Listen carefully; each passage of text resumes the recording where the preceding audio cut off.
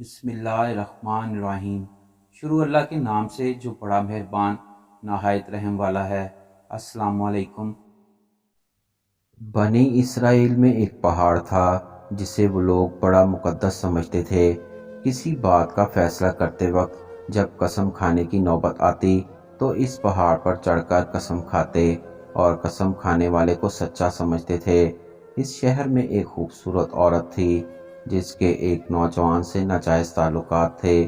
اس عورت نے اس نوجوان کو اپنے گھر بلانا شروع کر دیا۔ اس عورت کے شوہر کو شک پڑ گیا۔ اس شخص نے بیوی سے کہا کہ مجھے شک ہے کہ تم میری غیر موجودگی میں کسی کے ساتھ جسمانی تعلقات بناتی ہو۔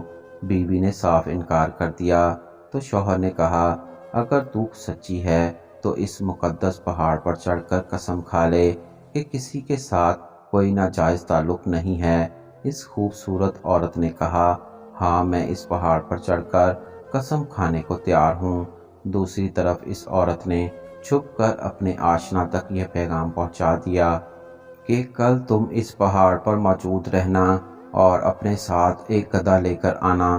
میں اور میرا شوہر پہاڑ پر چڑھنے کے لیے آئیں گے۔ میں اپنے شوہر سے کہوں گی کہ میں پہاڑ پر چڑھتے ہوئے تھک جاؤں گی، اس لیے ہم تمہارا گدھا کرائے پر لیں گے اور میں تمہارے گدھے پر سوار ہو کر پہاڑ پر چڑھوں گی۔ تم اس بہانے گدھے والے کے بھیس میں موجود رہنا اور مجھے گدھے پر سوار کر کے میرے ساتھ ساتھ پہاڑ پر چڑھنا۔ چنانچہ دوسرے روز میاں بیوی پہاڑ پر چڑھنے کے لیے گھر سے نکلے۔ پہاڑ کے قریب پہنچے تو وہاں اس کا آشنا گدھے والے کے بھیس میں وہاں پر موجود تھا۔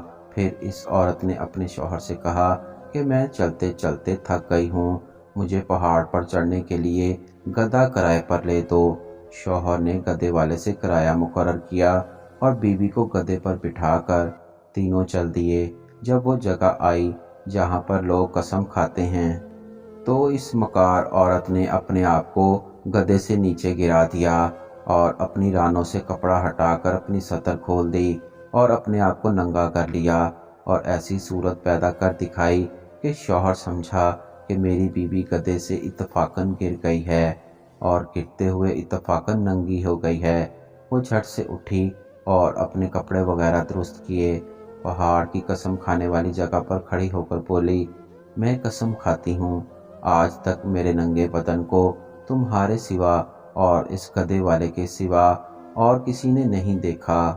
شوہر مطمئن ہو گیا کیونکہ اس نے یہ سمجھا اس گدھے والے نے اس کو گدھے سے گرتے ہوئے اتفاقاً اس کا ننگا بدن دیکھ لیا۔